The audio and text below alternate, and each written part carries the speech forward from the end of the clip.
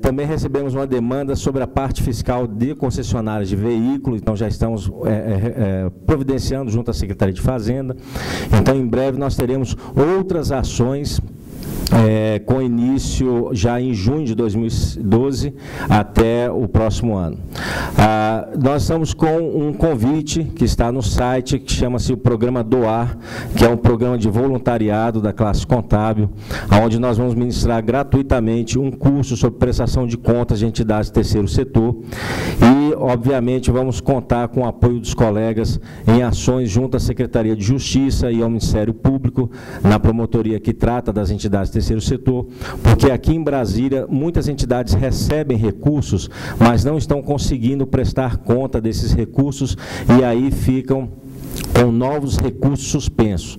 Então, falta de profissional técnico, às vezes, porque não tem condições realmente de pagar, como é o caso de algumas associações que recebem aí 2.000, creches, 2.000, 3.000 reais do governo, e aí ela não consegue nem prestar conta e nem contratar alguém. Então, nós vamos iniciar uma campanha pedindo para que cada colega que puder participar desse treinamento e depois puder colaborar, possa assumir a responsabilidade técnica por uma entidade desta, inclusive com o objetivo de, a partir do momento que ela tiver condições de pagar, que ele também comece a cobrar. Nós estamos aqui para prestar uma assessoria numa determinada situação.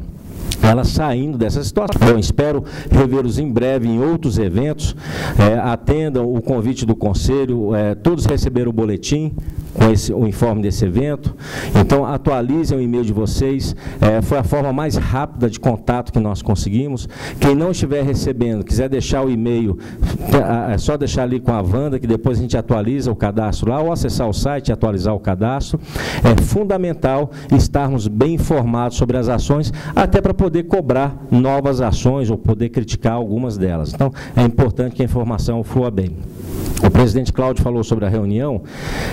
Num dos nossos boletins, a informação que tivemos é que, ao longo desse mês de junho, deve estar sendo disponibilizado essa versão, no mais tardar em julho, porque falta apenas a assinatura de um termo aditivo, de uma cooperação técnica, com data prévia, INSS, uma coisa mais burocrática, que o programa em si já está sendo testado. Ou seja, nós iremos conseguir dar entrada em processos de parcelamento via ECAC, sem precisar nos dirigir à Receita Federal, que esse vem sendo um grande problema. Nós temos ido lá constantemente e a estrutura da Receita, para nossa surpresa, não atende à demanda, quer dizer, como explicação, não é nem surpresa, para explicação não atende à demanda e eles têm dificuldade também de corpo técnico. Então, esse sistema vai viabilizar, aí, vai agilizar várias situações nossas, porque... Vocês que o Adriano falou do parcelamento previdenciário do INSS, para as empresas que já estão com mandato de citação, que já foi para aquela questão, eu acho que deva ter algum colega aqui que tem cliente, por exemplo, que o INSS já está cobrando com mandato de penhora, não é isso? Esses aí, só com agendamento, esse aí não está liberado ainda. O Dr. Joel, lá da Receita, falou para nós que esse aí não vai atender primeiramente. Mas na questão do agendamento, ele já assumiu o compromisso conosco lá de melhorar em 50%. No mesmo dia da reunião, que foi a semana retrasada. Então, hoje nós temos a liberação de 10 senhas por dia. É pouquíssimo. Para Brasília toda é quase irrisório. Nós conseguimos passar, nessa reunião, nossa solicitação, para 15 senhas. Sendo que a pessoa jurídica só serão atendidas em Taguatinga. E a pessoa física aqui no plano, com questão do INSS. Previdenciário, vai facilitar muito a vida da gente. Mas eu vou passar aqui para o Aparecido. A pessoa mais capacitada dentro da Receita e que entende de todos os trâmites que existem na questão de CND das construtoras.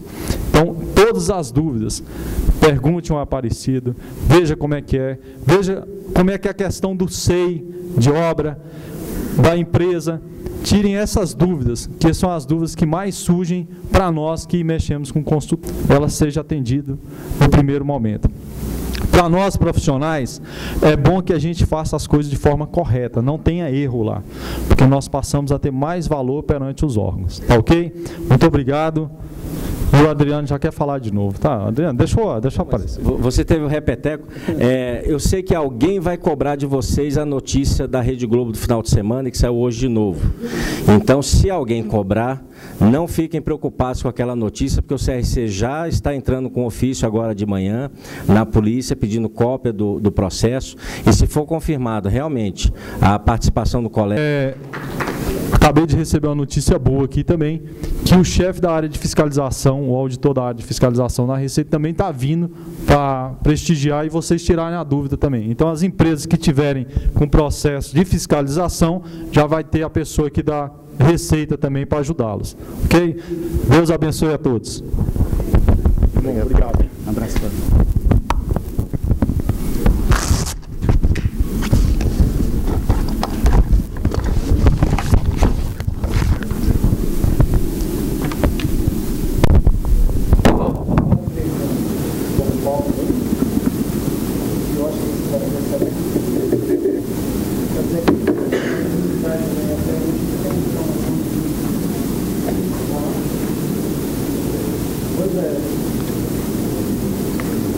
Bom dia a todos. Conheço alguns aqui, né? Já tiveram no plantão fiscal. Edmilson, Hugo. Também. Eu acho que boa parte das pessoas já tiveram a oportunidade da gente se encontrar e conversar. Bom, a parte de construção civil sempre começa dizendo que ele é muito diversificado a necessidade da empresa ter que regularizar uma obra de pessoa, uma obra de construção civil, seja ela pessoa física ou jurídica, né? Porque o termo obra de construção civil, ele é bastante abrangente. Ele inclui desde uma obra nova, ou seja, uma obra que está iniciando, está sendo edificada, a uma reforma, a uma demolição, a outras atividades da construção civil que sejam feitas, agregadas a esse imóvel, ao solo ou subsolo, também caracteriza a obra de construção civil. Desde um projeto de paisagismo, né, urbanização, ele caracteriza a obra de construção civil. E, consequentemente, haverá a necessidade de se fazer uma matrícula SEI. Às vezes, em alguns casos, não há necessidade de abertura de matrícula SEI. Porém, os tomadores de serviço, e aqui em Brasília, boa parte desses tomadores são órgãos públicos, né, ou empresas privadas, elas acabam exigindo a abertura dessa matrícula SEI. O Banco do Brasil, por exemplo, uma reforma de sistema de ar-condicionado, ele exige a abertura da matrícula SEI. Ou seja, a individualização daquela mão de obra que está sendo contratada para a execução. E, ao término daquela obra, é exigido uma certidão vinculada àquela matrícula SEI.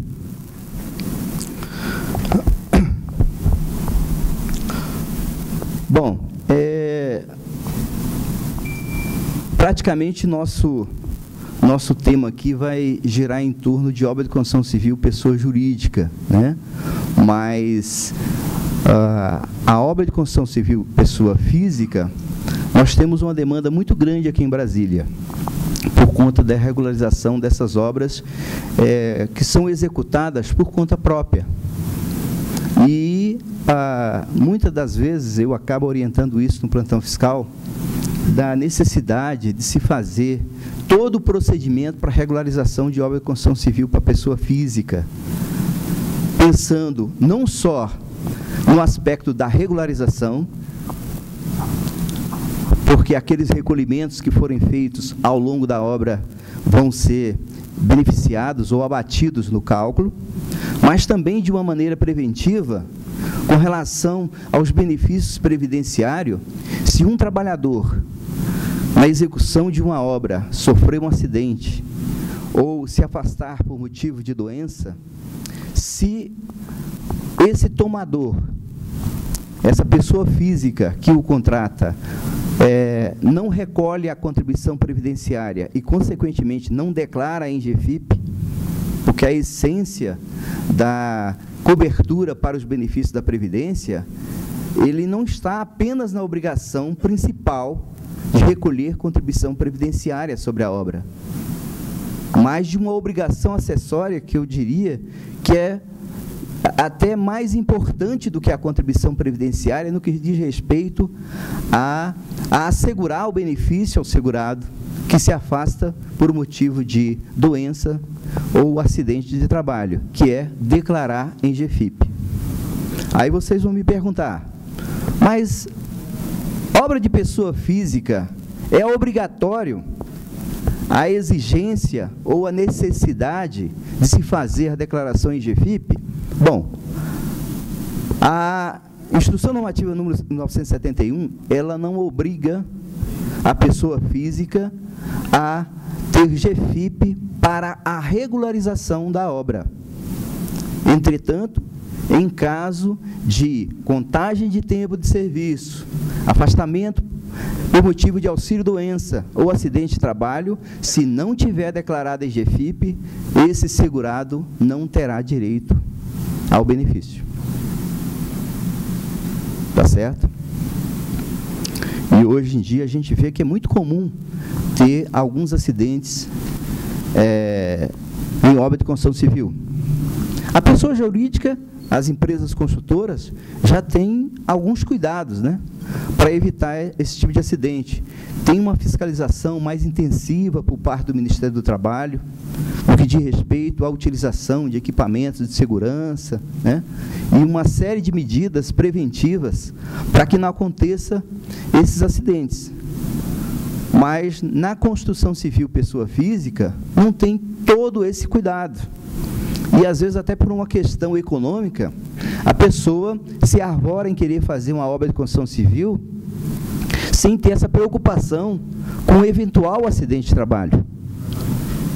Tá? Então, há sim essa necessidade de se fazer GFIP para obra de pessoa física, visando, no futuro, assegurar o benefício ao segurado. Seja ele por um acontecimento, uma fatalidade, né, um acidente de trabalho, ou um auxílio-doença, ou até mesmo na contagem de tempo de serviço. Tá certo? Às vezes, a pessoa física que contrata para a execução de uma obra, ele exige do prestador a contribuição como autônomo. Tá certo? Que, em princípio, isso ajudaria na cobertura do benefício, caso esse autônomo esteja recolhendo em dia as contribuições. Porque se esse autônomo tiver, no mínimo 10 contribuições, 12 contribuições, 12 para salário-maternidade. Hoje também não é muito raro você ter na construção civil mão de obra feminina na construção civil. Em São Paulo tem muito. Aqui em Brasília nem tanto. Mas, para fins de gozo de salário e maternidade, ela tem que ter as 10 últimas contribuições em dia para assegurar o benefício do salário e maternidade. E, no caso de auxílio-doença, as 12 últimas contribuições. Bom, nesse caso, ajudaria o benefício, se ele estiver recolhendo como autônomo. Mas, e com relação à obra? Não teria esse benefício, porque para que esse recolhimento seja válido para o empregador pessoa física, teria que estar recolhido, vinculado à matrícula SEI. Tá certo? E aí, uma vez feito a matrícula SEI declarado em GFIP, a este empregador, caberia a ele fazer a retenção dos 11%, se for esse profissional ou esse segurado um autônomo, e ele arcaria com o encargo de 20%. E aí sim, não só a parte descontada do segurado, os 11%, mas também o encargo de 20% será recolhido na matrícula SEI, e ele terá o benefício. já surgiu essa dúvida no plantão, se a retenção desses 11% de autônomo, ele vale para o cálculo, para o abatimento do cálculo. Sim, vale sim, desde que esteja recolhido na matrícula SEI. E para que esse segurado contemple esse recolhimento, o empregador terá que declarar em GFIP. Uma vez declarado em GFIP, vai contar tempo, vai alimentar o sistema de benefícios chamado CNIS, Cadastro Nacional de Informação Social.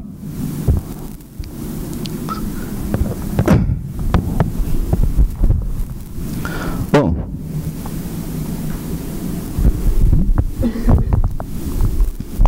eu acho que o primeiro passo para uma regularização de obra de construção civil é isso, fazer a matrícula SEI. Aí a primeira pergunta que vem é o seguinte: quem é que está obrigado a fazer essa matrícula SEI? No que diz respeito à parte de fiscalização, quando essa obra de construção civil for de responsabilidade de pessoa jurídica, num prazo de 30 dias após a expedição do alvará de construção, é obrigação da pessoa jurídica responsável pela execução da obra fazer a matrícula SEI junto à Previdência / Receita, né? Então, ela é obrigada a fazer, sob pena de ser autuada se não fizer essa matrícula SEI no prazo de 30 dias a emissão do alvará de construção. Hoje, as administrações regionais, que é o caso específico aqui de Brasília, né? E as regiões do entorno, as prefeituras, elas são obrigadas a enviar de maneira eletrônica para a Receita Federal, através de um sisteminha que nós temos chamado Cisobra. Ele é obrigado a enviar a relação de alvarás de construção e habites emitido. Até julho de 98, a regra era a seguinte: a prefeitura ou a administração regional, ela só expedia o alvará de construção mediante a apresentação da matrícula SEI. E, consequentemente, ela só expedia o habite mediante a CND previdenciária vinculada à obra, vinculada a essa matrícula SEI. Aí, a partir de agosto de 98, foi quebrada essa regra. Por que foi quebrada essa regra? Na verdade, quando a administração regional ou a prefeitura emitia um alvará de construção ou um habite, sem o cumprimento dessas obrigações que o antecede, né? No caso de alvará de construção sem matrícula SEI, habite sem CND, o administrador regional ou o prefeito, ele era autuado, porque não cumpria essa obrigação acessória. Aí teve toda uma briga política e acabou se extinguindo essa obrigação. Mas foi criada essa regra de que elas estão obrigadas a emitir e fornecer à Secretaria da Receita uma relação desses alvarás de construção e habites. Ok? Então, a Receita tem uma forma de poder estar fiscalizando e cobrando das empresas se realmente as empresas estão cumprindo com todo esse ritual, né? E a fiscalização, ela pode, então, atuar nesse sentido, de emitindo auto de infração para aqueles casos em que foi expedido o alvará de construção e não houve abertura da matrícula SEI. Foi emitido o habite e, num prazo não decadencial de 5 anos, a empresa não regularizou essa obra. Então, a fiscalização, ela tem meios de poder fazer essa fiscalização e está autuando e trabalhando de maneira preventiva, sem, contudo, decair o débito.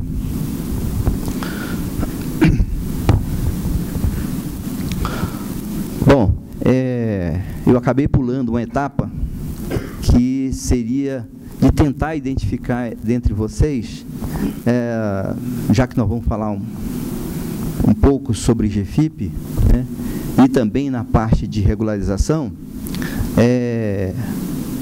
as pessoas que não trabalham nessa área de contabilidade ou até mesmo de RH, para que a gente possa, de uma certa forma,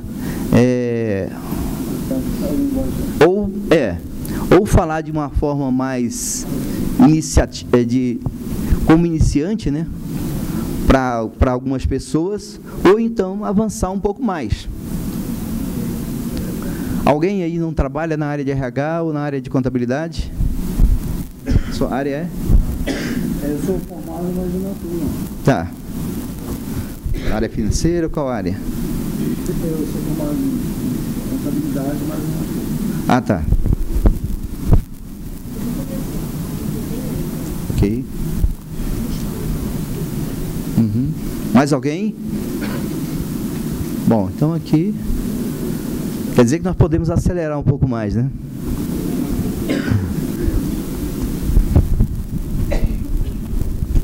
Bom,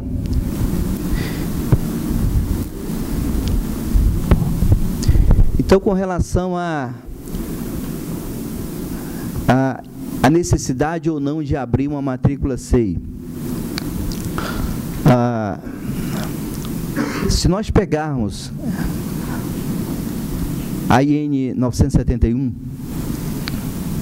a partir do artigo 322, quando ele começa falando sobre as normas e procedimentos aplicáveis à atividade de construção civil, vocês vão ver que a necessidade de fazer essa abertura da matrícula SEI. Artigo 372?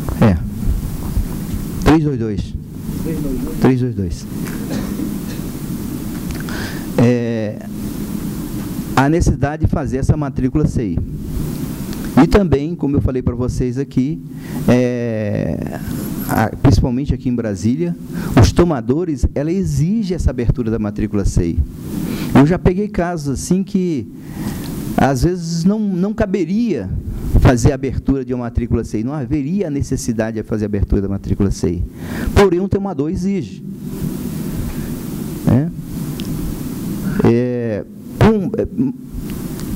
Principalmente porque ele precisa de formalizar essa execução dessa obra, né? E também, posteriormente, esse prestador de serviço regularizar essa obra. E nós vamos ver aqui que não só os casos de edificação, de reforma, de demolição, e demolição, às vezes, é até raro a gente pegar uma regularização de demolição. Recentemente, acho que foi em março ou foi abril, vocês devem ter tomado conhecimento da demolição daqueles 2 hotéis aqui. Porque a administração regional, se ela for emitir um alvará de construção de algo que já existe sobre aquele imóvel, ele teria que exigir a regularização de obra dessa demolição. Porque, em princípio, até pela lei da física, né, eu não poderia edificar um imóvel sobre outro imóvel. Então, haveria essa necessidade de fazer a demolição. Outro exemplo que eu tenho, já tem mais ou menos uns 2 anos atrás, principalmente nessas áreas onde é permitido a construção de comércio, né, residência, que é permitido a edificação de comércio, as administrações regionais só emitem o alvará de construção após ter sido feito a demolição. Então, não é muito raro as empresas ou até mesmo as pessoas físicas terem que obter uma certidão com relação à demolição. E com relação à demolição, só adiantando um pouquinho, na demolição, a IN ela considera que 90% daquela área da demolição é tido como um redutor. Mesmo que esse responsável por essa obra esteja fazendo essa demolição de maneira manual, derrubando na marreta, né, com um trator, ou até mesmo o que aconteceu aqui no prédio do hotel onde foi demolido, com um sistema de dinamite, né, com explosivos. Então é feito todo esse cálculo para a área de demolição, onde é cobrado, ou seja, se tem um redutor de 90%, é calculado sobre 10% da área que está ali edificada. Então, se a pessoa jurídica contrata outra empresa para poder fazer a demolição, então ela teria que, ao emitir a nota fiscal, destacar e ela teria que fazer a retenção sobre a nota fiscal para ser beneficiada. E aquela parte de material, se tiver especificado no contrato, nós vamos falar muito sobre isso, né? Porque para o fisco, quando não estiver identificado no contrato o material aplicado, sobre o valor total da nota fiscal, será a base para a retenção dos 11%. Então, por isso que é muito importante para o tomador, quando for fazer um contrato de construção civil, e se tiver material aplicado, quando eu falo material aplicado, eu estou falando material aplicado por conta do prestador, né? Porque se o material é por conta do tomador, obviamente que ele não vai pagar mão de obra sobre aquilo que ele já comprou. Tá? Então, para o prestador, quando o material aplicado é por conta dele, desde que esteja especificado no contrato que haverá material aplicado, e aí nós temos duas linhas de pensamento. É o que está dentro da IN 971. Se estiver previsto material aplicado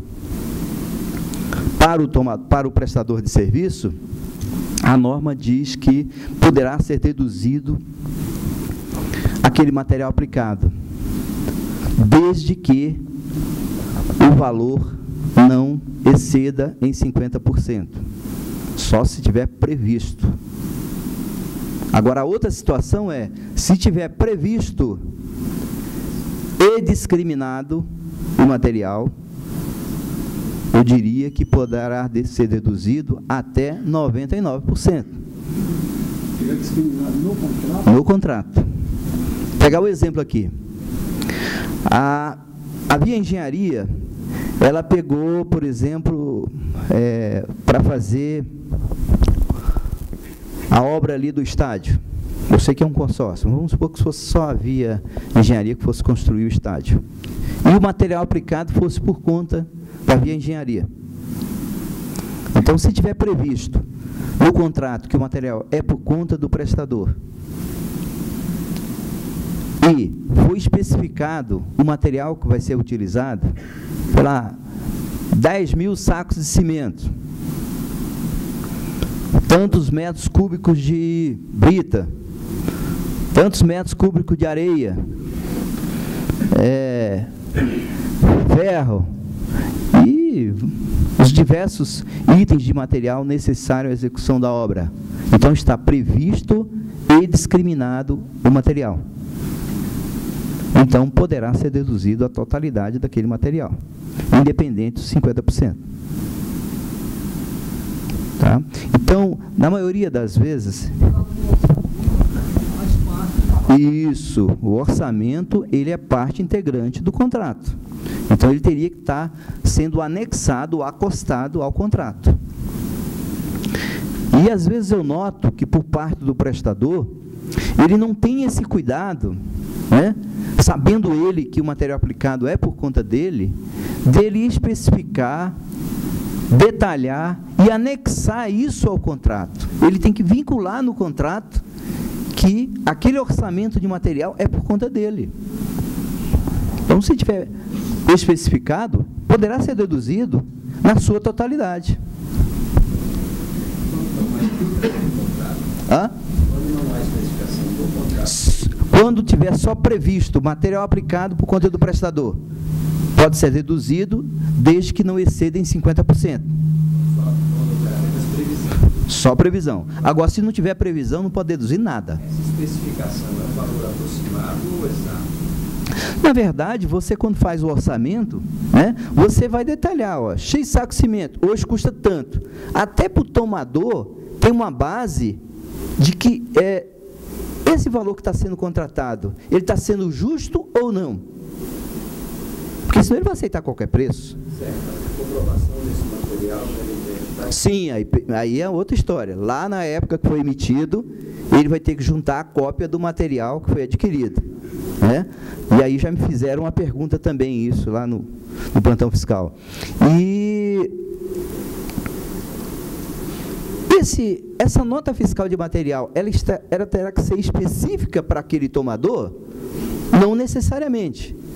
Vamos supor, uma empresa construtora, ela compra não sei quantas toneladas de brita, mas para aquele serviço específico, ele está gastando 10 metros cúbicos.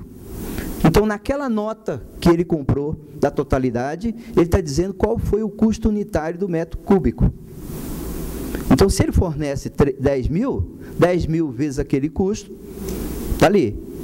Então, não necessariamente, ele teria que ter uma nota específica da aquisição daquele material e na nota de compra está especificado que seria para aquele tomador.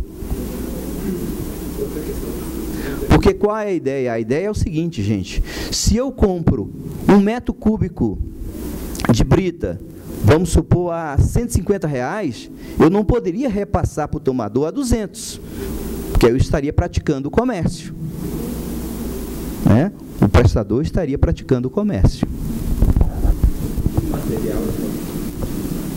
Todo o material necessário à execução do serviço. Tinta, ferramenta, tudo. Tudo. EPI. Tudo. Deixa eu fazer uma pergunta. Sim, os equipamentos de segurança, tudo. Para você executar aquele serviço a contento, qual é o material que você vai precisar? Luva, bota, borracha, e mais os materiais. Hein? Obviamente que se você vai fazer uma subcontratação, né, você vai ter que especificar dentro daquela sua planilha de custos, quanto que isso vai custar para você, até para você repassar o contrato para o tomador. Entendeu? Agora, quando ele for subcontratar, aí vocês vão ver que ele, empresa prestadora, construtora A, ela vai ter que reter desse subempreiteiro os 11%. Porque quem vai emitir a nota do 100% é essa construtora A. Mas aí ela vai ainda colocar no corpo da nota fiscal a dedução que ele fez lá da subempreiteira X, para que a retenção fique menor, seja deduzido. Por exemplo, a Via Engenharia emitiu uma nota contra o GDF de 2 milhões. O GDF, vamos supor que não tenha material aplicado, né? Então, ele vai reter 11% dos 2 milhões. 220 mil. Aí, ele subcontratou uma empresa que vai fazer serviço de armação. Fazer aquela amarração em ferros, né? Fazer aquelas formas de ferro. Ele contratou e vai pagar 500 mil. Essa subempreiteira emite uma nota contra a Via, até porque, para o GDF nem sabe quem é essa empresa X, esse subempreiteiro. A relação de contrato, de prestação de serviço, de responsabilidade, é com a Via. O GDF, tomador de serviço, desconhece a relação com esse subempreiteiro.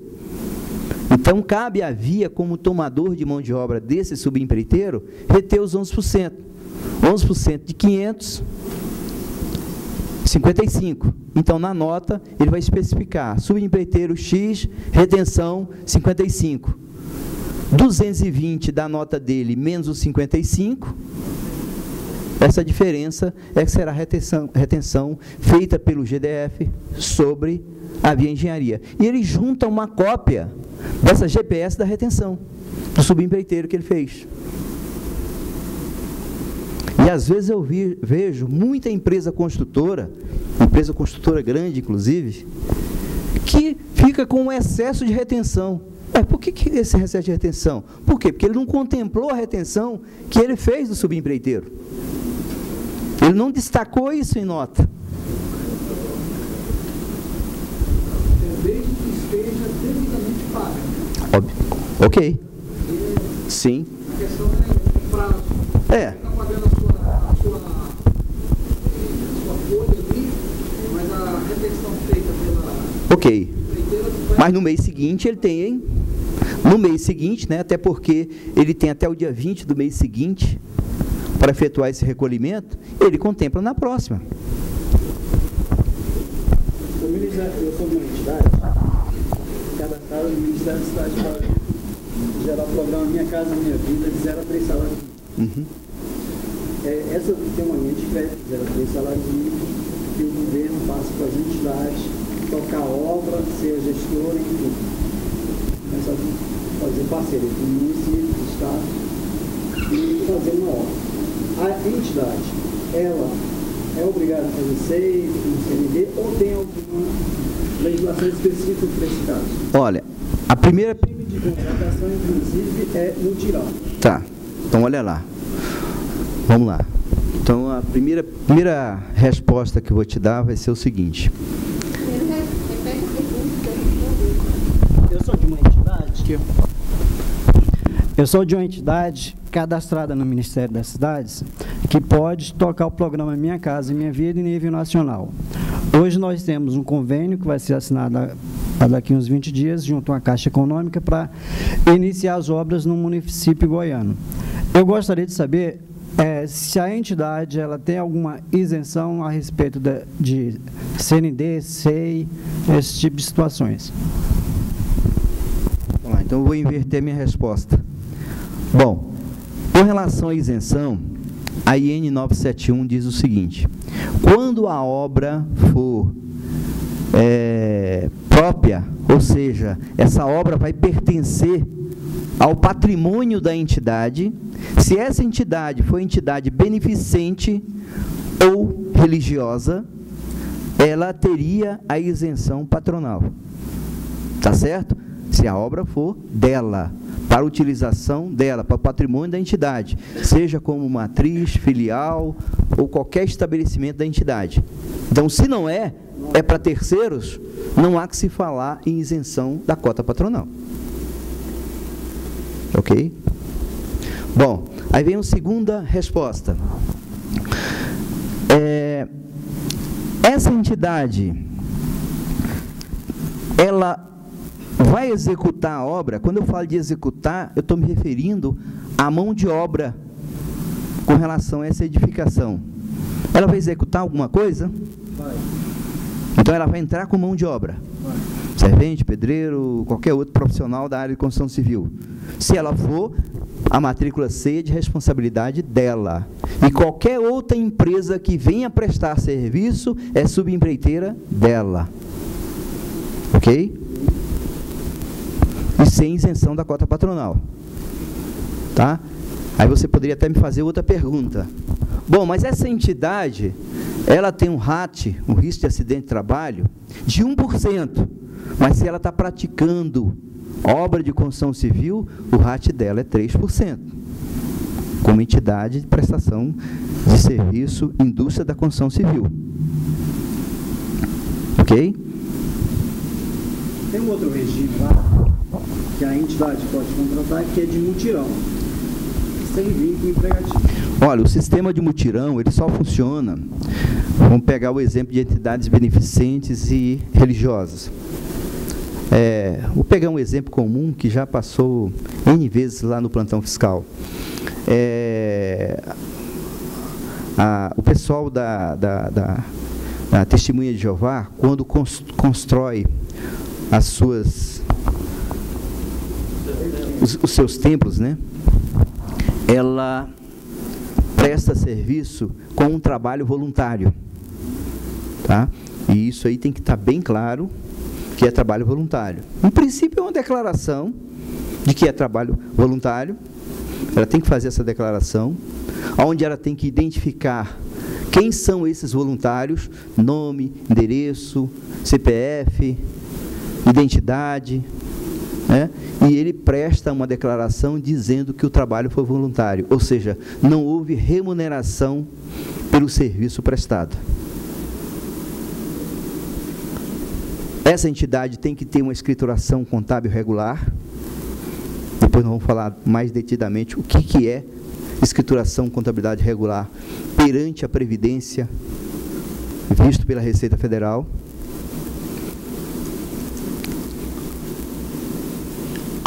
Mas desde que essa edificação seja própria da entidade. Se não for da entidade, não há que se falar em regime de mutirão. Ou seja, é aquele mesmo encargo patronal que a gente citou aqui. Só existe a isenção de cota patronal quando a edificação, o imóvel, a construção é em prol do patrimônio da entidade. Ok? Bom, então, complementando essa informação dele aqui, então, só existe duas atividades, aliás, três atividades em que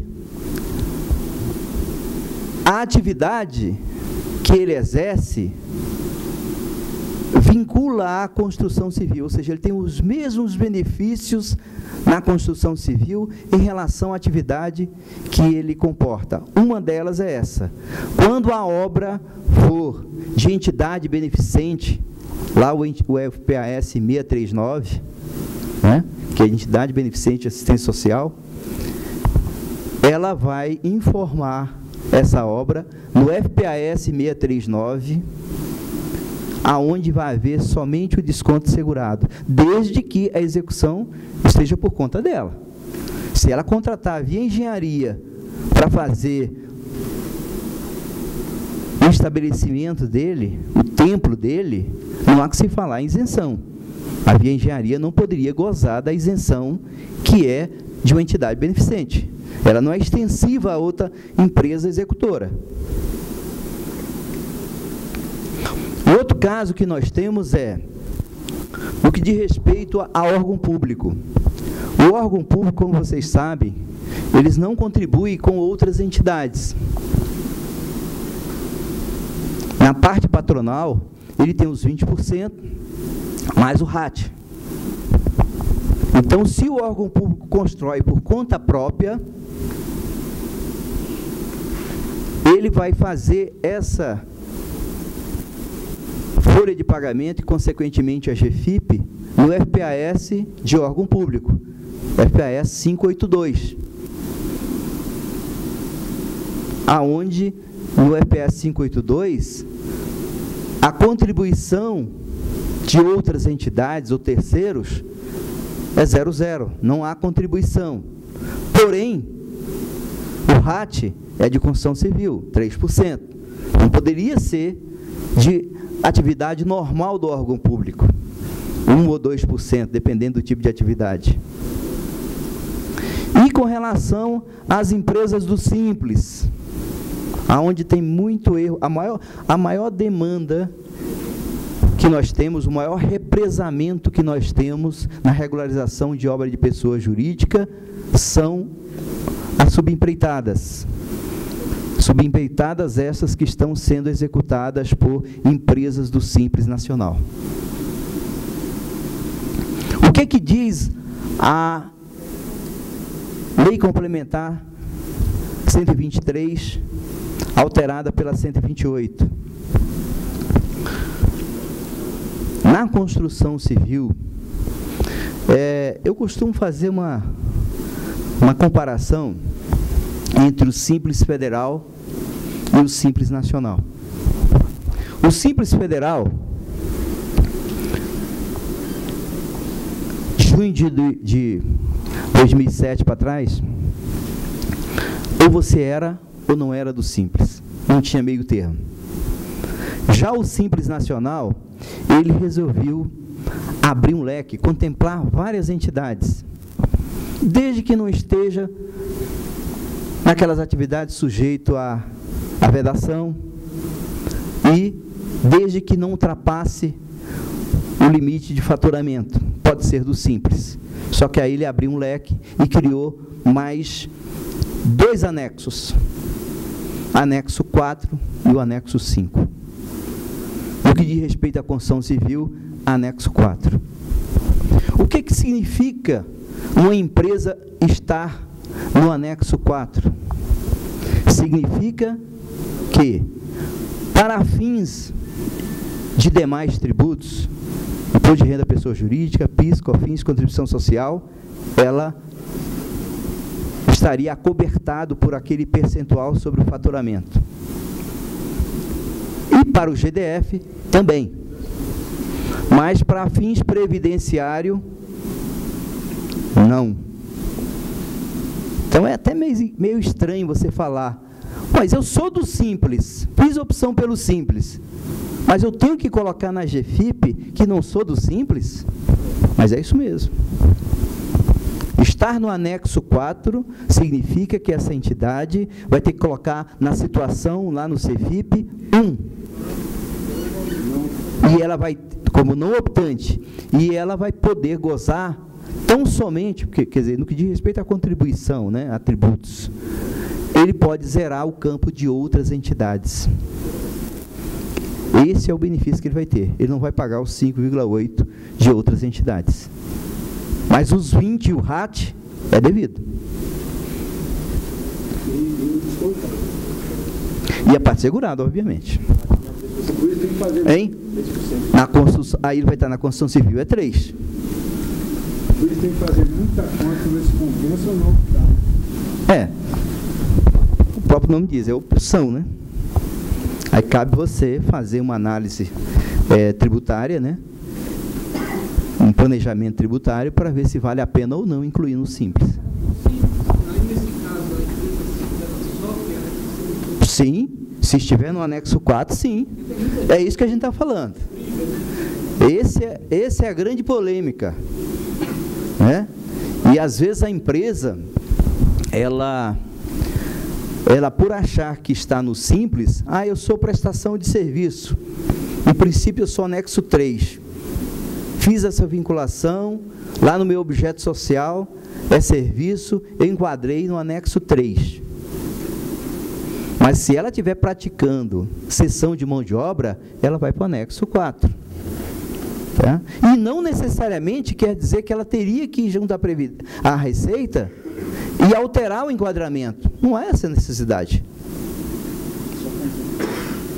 A questão só é de tributo. Vamos pegar um exemplo aqui.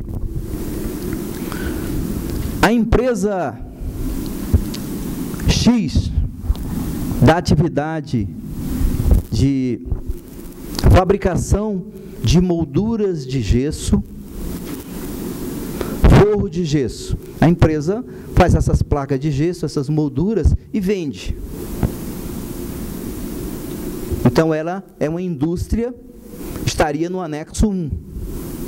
Então se ela confeccionou e vendeu, ela está no anexo 1. Está no anexo 1, um percentual sobre o faturamento, né, em que abrange demais tributos, Receita Federal, aqueles antigos. Quando eu falo Receita Federal, às vezes a gente confunde muito, porque como a Previdência está junto, mas são duas contribuições distintas, né? Dois sistemas tributários distintos. Então, para fins de demais tributos, estar no anexo 1, ela está abrangido, ela abrange também os tributos do GDF e abrange também o CPSS, a Contribuição Previdenciária Social. Então, está incluso ali naquele percentual sobre o faturamento. Agora, se essa empresa de gesso é contratada pela Via Engenharia, tem alguém aqui da Via, gente? Estou falando muito de Via. Opa, tudo bom, Adalberto? Então, por exemplo, se essa empresa de gesso, a Via Engenharia o contrata para que ela possa fazer a colocação na obra que está sendo executada pela Via. Então, essa empresa está praticando cessão de mão de obra. Se está praticando cessão de mão de obra, no que diz respeito àquele faturamento, se for aquele único faturamento, ele vai estar no anexo 4. E estar no anexo 4 não é simples para fins de previdência. Agora, aquilo que ele fabricou e vendeu, anexo 1. Agora é que vem um problema. Como é que eu vou declarar em GFIP essa situação? No que diz respeito à contribuição do Simples, é tranquilo, porque no Simples você consegue colocar faturamento do anexo 1 e faturamento do anexo 4. É tranquilo. Porque aí no anexo 4 não tem o CPSS e no anexo 1 tem o CPSS. Já que nós já falamos aqui que está no anexo 1 contempla Receita, Previdência e IGDF. E no anexo 4 não contempla a Previdência. Contempla só os outros dois. Aí é tranquilo. A questão toda é a GFIP. Como é que eu consigo fazer numa mesma competência sem retificar ou sobrepor a informação de GFIP? Aí é que é o nó. Hein? Eu estou tomador de obra. Sim, mas se tu fizer a GFIP como tomador de obra 150 e fazer a parte administrativa no 115, um mata o outro. E vice-versa. E aí? Porque a chave da GFIP, no que diz respeito à GFIP 115 a 150, apesar de não ter o mesmo código, mas uma sobrepõe a outra. Hã? E aí fica a última que você mandou. E aí? Como resolver essa situação? Já pensei, conversei com um colega do Simples Nacional, que é o gestor do Simples Nacional, e eu só vejo uma situação até que se crie uma nova versão do CFIP. Essa empresa vai ter que criar uma filial. Aí essa filial, por exemplo, poderia ficar como anexo 4, para que no GFIP, na CFIP, ele possa gerar na GPS os 20% e mais o RACH de 3%, ele zerando outras entidades. E na matriz, ficaria como um anexo 1, onde ele só vai descontar a parte segurada. Então, só tem essa solução, gente. Até que desenvolva uma nova versão, essa é a única saída que eu vejo. Não tem outra. Tá bom? Bom, como o nosso seminário, nossa palestra aqui é sobre construção civil, nós vamos ficar só nesse item, porque tem um outro também que é complicado. Né? Só vou adiantar o assunto. Empresa de TI com atividade mista. É outra confusão. É outra confusão.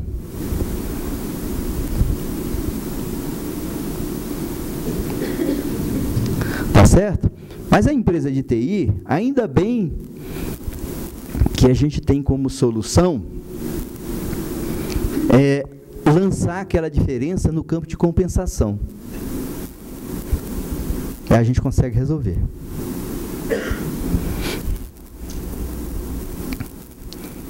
Porque nas empresas de TI, gente, quem está no sistema misto, quem é do TI,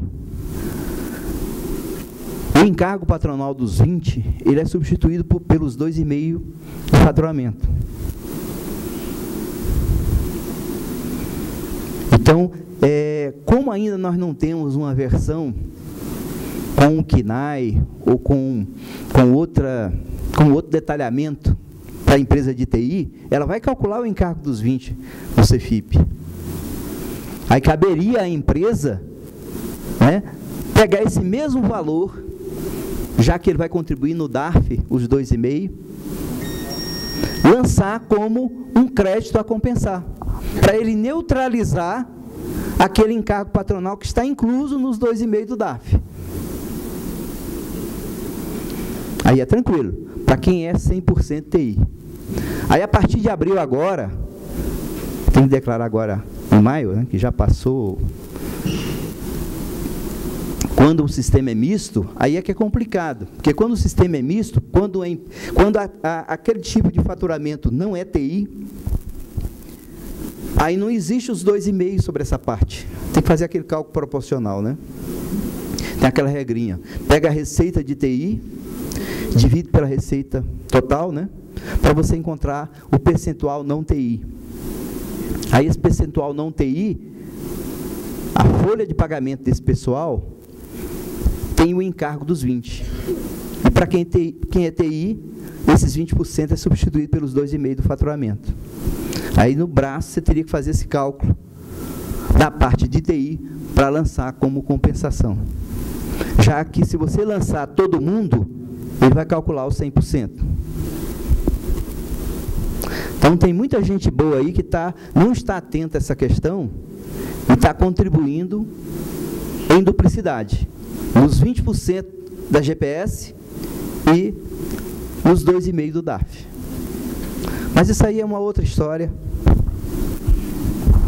que a gente pode estar falando depois, né?